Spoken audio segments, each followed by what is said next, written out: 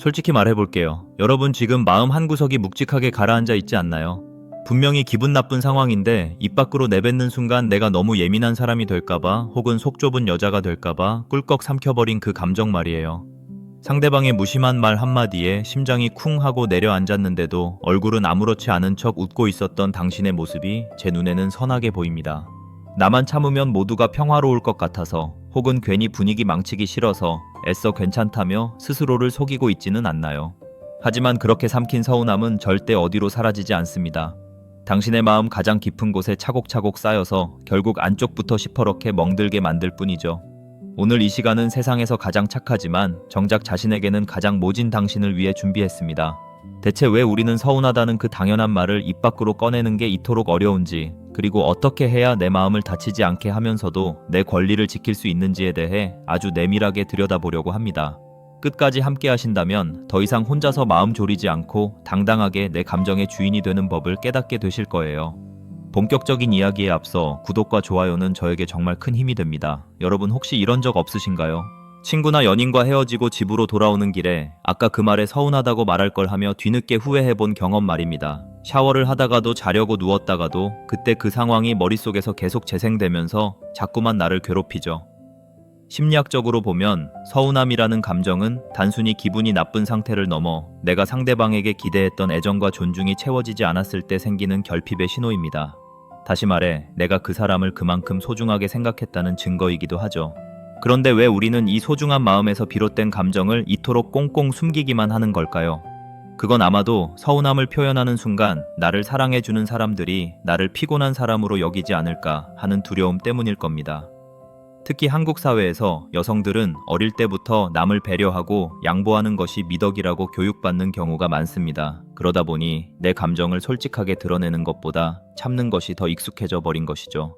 하지만 여러분 꼭 기억해야 할 사실이 있습니다. 서운함을 말하지 않는 것은 상대방을 배려하는 것이 아니라 오히려 관계를 서서히 죽이는 독이 된다는 점입니다. 내가 말하지 않으면 상대방은 절대로 내 마음을 알 수 없습니다. 그들은 당신이 정말 괜찮은 줄 알고 계속해서 당신의 마음을 건드리는 행동을 반복하게 될 거예요. 그러다 결국 당신의 인내심이 바닥나서 폭발하게 되면 상대방은 오히려 적반하장으로 당황하며 당신을 이상한 사람 취급하기 일쑤입니다. 어제까지는 천사 같던 사람이 왜 갑자기 화를 내냐며 말이죠. 결국 참는 것만이 능사가 아니라는 뜻입니다. 우리가 서운함을 느끼는 이유는 내 마음의 경계선이 침범당했기 때문입니다. 내 소중한 영역을 지키기 위해서는 때로는 단호하게 여기가 내 경계선이야 라고 말해줄 필요가 있습니다. 그것이 나를 지키고 동시에 그 관계를 건강하게 오래 유지하는 유일한 방법입니다. 우리는 흔히 내가 서운하다고 말하면 상대방이 나를 싫어할까봐 걱정합니다. 하지만 진심으로 당신을 아끼는 사람이라면 당신의 서운함을 들었을 때 미안해하고 고치려 노력할 것입니다. 만약 내 솔직한 감정을 말했는데도 오히려 너 너무 예민한 거 아니야 라며 당신을 몰아세우는 사람이 있다면 그 사람은 애초에 당신의 마음을 소중히 여길 준비가 안 된 사람입니다. 그런 사람을 위해 당신의 귀한 에너지를 낭비하며 참아줄 필요는 전혀 없습니다. 이제는 내 마음의 목소리에 귀를 기울여야 합니다. 남들의 기분을 맞추느라 정작 울고 있는 내 마음은 방치하고 있었던 건 아닌지 진지하게 물어봐야 합니다. 여러분은 충분히 사랑받을 자격이 있고 자신의 감정을 당당하게 말할 권리가 있습니다. 조금은 이기적이어도 괜찮습니다. 내가 행복해야 내 주변 사람들에게도 진심 어린 사랑을 줄 수 있으니까요. 우리는 가끔 SNS 속 다른 사람들의 화려하고 행복해 보이는 일상을 보며 이런 생각을 하곤 합니다. 저 사람들은 매일이 즐거워 보이는데 왜 나만 이렇게 사소한 일에 마음을 쓰고 서운해할까 하고 말이죠. 소위 말하는 쿨한 사람이 되어야 한다는 강박이 우리 사회를 덮치면서 우리는 언제부턴가 내 아픔을 드러내는 것을 촌스럽거나 피곤한 일로 여기게 되었습니다. 친구가 약속 시간을 20분 넘게 늦어도 에이 그럴 수 있지 하며 웃어 넘기고 정작 속으로는 내 시간이 무시당했다는 생각에 가슴 한구석이 아려오는데도 아무 일 없다는 듯 행동합니다. 직장 동료가 은근슬쩍 내 성과를 가로채거나 무례한 농담을 던질 때도 분위기를 망치고 싶지 않아서 같이 하하하 웃어주고는 화장실에 가서 거울을 보며 한숨을 내쉬는 당신의 모습이 떠오릅니다. 이런 게 과연 진짜 쿨한 걸까요? 아니면 나 자신을 방치하고 있는 걸까요? 심리학적으로 보면 이런 현상을 쿨병이라고 부르기도 합니다. 갈등을 회피하기 위해 내 감정을 외면하는 일종의 방어기제인 셈이죠. 하지만 기억하세요. 내가 나를 쿨한 사람으로 포장하는 동안 내 안의 어린아이는 서러워서 펑펑 울고 있다는 사실을요. 요즘은 특히 인간관계에서도 가성비를 따지는 시대가 되었습니다. 깊은 감정 소모를 하기보다 적당히 거리를 두고 좋은 게 좋은 거라는 식으로 관계를 유지하려 하죠. 그러다 보니 서운함을 표현하는 것 자체가 관계에 큰 짐을 지우는 행위처럼 느껴지기도 합니다. 내가 이 말을 하면 상대방이 나를 손절하면 어떡하지 하는 공포감이 우리를 침묵하게 만듭니다. 하지만 여러분, 진실한 관계는 서운함이 쌓이지 않는 관계가 아니라 서운함을 건강하게 풀어낼 줄 아는 관계입니다. 오히려 아무 말도 하지 않고 마음의 문을 닫아버리는 것이 상대방에게는 가장 가혹한 처벌이 될 수 있습니다. 무엇보다 여러분의 소중한 에너지를 다른 사람의 비위를 맞추는 데 다 써버리지 마세요. 우리가 하루에 쓸 수 있는 감정의 양은 정해져 있습니다. 그 귀한 에너지를 나를 서운하게 만드는 사람들을 이해하려고 애쓰는 데 쓰느라 정작 나 자신을 돌볼 에너지가 남아있지 않다면 그것만큼 슬픈 일이 어디 있겠습니까? 이제 조금 더 깊은 이야기를 해볼까요? 왜 유독 우리는 가장 가까운 가족이나 연인 친구에게 더 큰 서운함을 느낄까요? 그건 바로 기대치 때문입니다. 내가 이만큼 해줬으니까, 혹은 저 사람은 나를 잘 아니까 당연히 이 정도는 해주겠지 하는 무의식적인 기대가 서운함의 씨앗이 됩니다. 심리학에서는 이를 심리적 계약이라고 부릅니다. 겉으로는 드러내지 않았지만 내 마음속으로 상대방과 맺은 약속인 거죠. 문제는 상대방은 그런 계약이 있는지도 모른다는 겁니다. 나는 오늘 힘든 일이 있어서 위로받고 싶은 마음에 연락했는데 상대방은 자기 피곤하다고 대충 대답하고 전화를 끊어버리면 거기서 오는 배신감은 말로 다 할 수 없습니다. 이럴 때 우리는 또다시 입을 닫습니다. 말해봤자 싸움만 되겠지, 나만 속 좁은 사람 되겠지 하면서요. 하지만 이런 침묵이 반복되면 결국 마음의 벽이 생기고 어느 순간 상대방이 무슨 말을 해도 아무런 감정이 느껴지지 않는 무감각의 상태에 이르게 됩니다. 관계의 파국은 폭발할 때 오는 게 아니라 이렇게 소리 없이 식어갈 때 찾아오는 법입니다. 여러분은 혹시 착한 사람이라는 프레임에 갇혀 있지는 않나요? 주변에서 너는 참 성격이 좋아, 너는 화도 안 내더라 라는 칭찬을 들을 때마다 그 기대에 부응하기 위해 더 많이 참아온 건 아닌가요? 사실 그건 성격이 좋은 게 아니라 내 감정을 억누르는 데 익숙해진 것 뿐입니다. 화를 내야 할 상황에서 화를 내지 못하고 서운해야 할 상황에서 서운함을 숨기는 것은 미덕이 아니라 자기 학대입니다. 이제는 그 무거운 착한 아이의 가면을 벗어던지셔도 됩니다. 조금 까칠해 보여도 괜찮고 조금 예민하다는 소리를 들어도 괜찮습니다. 내 마음이 편안해야 타인에게도 진정한 친절을 베풀 수 있는 법이니까요. 오늘부터는 사소한 것부터 연습해 보세요. 메뉴를 고를 때도 내가 먹고 싶은 것을 먼저 말해보고 상대방의 제안이 마음에 들지 않을 때는 솔직하게 다른 의견을 내보는 겁니다. 작은 거절과 작은 요구들이 모여 여러분의 자존감을 지켜주는 튼튼한 성벽이 될 것입니다. 여러분의 서운함은 결코 부끄러운 감정이 아닙니다. 그것은 당신의 마음이 보내는 소중한 신호이며 당신이 살아있다는 증거입니다. 그 신호를 무시하지 말고 따뜻하게 안아주세요. 그렇다면 우리는 이제 어떻게 해야 할까요? 서운함이라는 이 뜨거운 감자를 어떻게 요리해야 나도 다치지 않고 상대방과도 멀어지지 않을 수 있을까요? 가장 먼저 기억해야 할 것은 서운함을 말하는 목적이 상대방을 비난하거나 이겨 먹으려는 게 아니라는 점입니다. 우리의 목적은 오직 하나입니다. 내 마음이 지금 아프다는 것을 알리고 우리 관계를 더 단단하게 만드는 것이죠. 많은 분이 서운함을 말할 때 너 왜 그랬어? 라는 식으로 상대방의 잘못을 먼저 지적하곤 합니다. 하지만 이렇게 공격적인 태도로 말을 시작하면 상대방은 본능적으로 방어막을 칩니다. 미안하다는 말 대신에 너는 안 그랬냐는 식으로 방역이 돌아오기 십상이죠.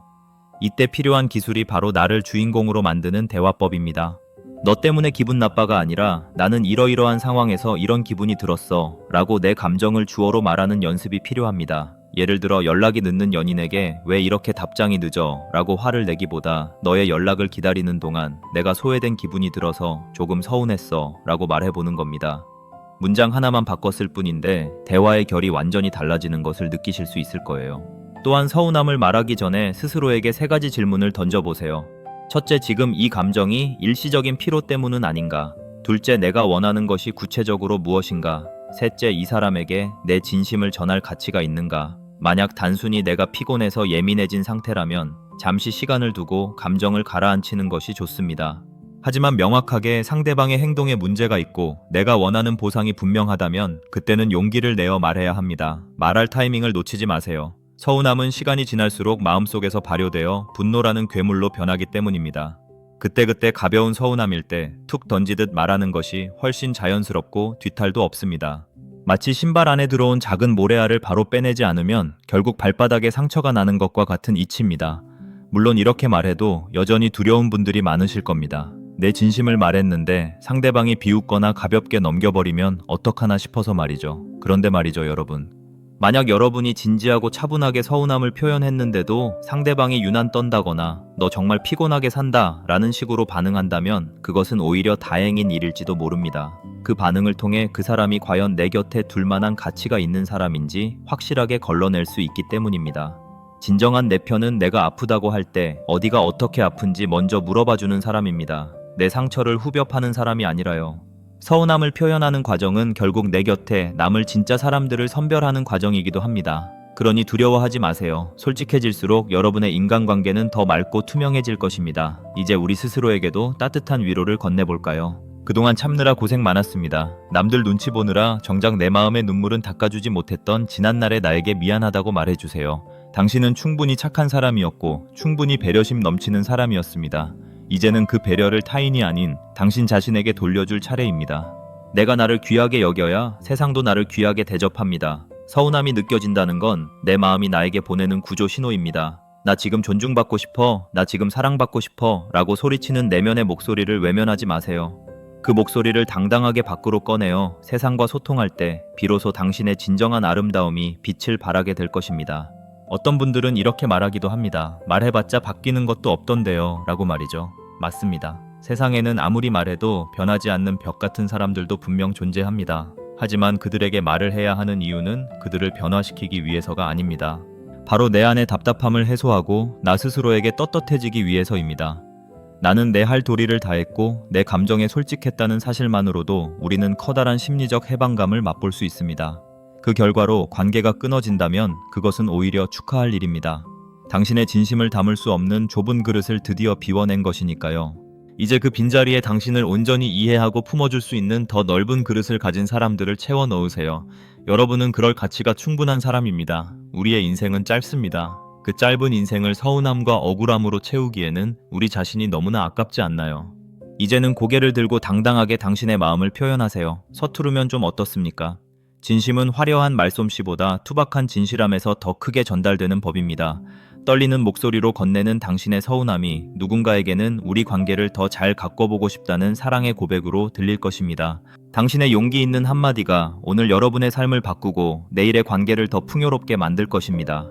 오늘 하루도 누군가의 말에 상처받고 혼자 밤잠 설칠 당신에게 이 말을 꼭 해주고 싶습니다. 당신의 감정은 언제나 옳습니다.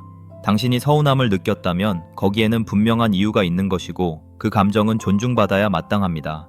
타인의 기분을 상하게 할까봐 전전긍긍하는 대신 내 마음이 상하지 않았는지 먼저 살펴주세요. 당신은 세상 그 무엇과도 바꿀 수 없는 소중한 존재니까요. 오늘부터는 조금 더 솔직하게, 조금 더 나답게 살아가시길 진심으로 응원합니다. 긴 이야기 끝까지 들어주셔서 감사합니다.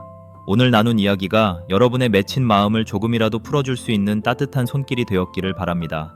삶은 완벽할 수 없지만 우리는 매일 조금씩 더 행복해질 수 있습니다. 내 마음의 주인이 되어 한 걸음씩 나아가는 여러분의 여정을 제가 늘 곁에서 응원하겠습니다. 다음 시간에도 여러분의 마음을 가장 따뜻하게 안아줄 수 있는 이야기로 찾아오겠습니다. 오늘의 속마음이었습니다.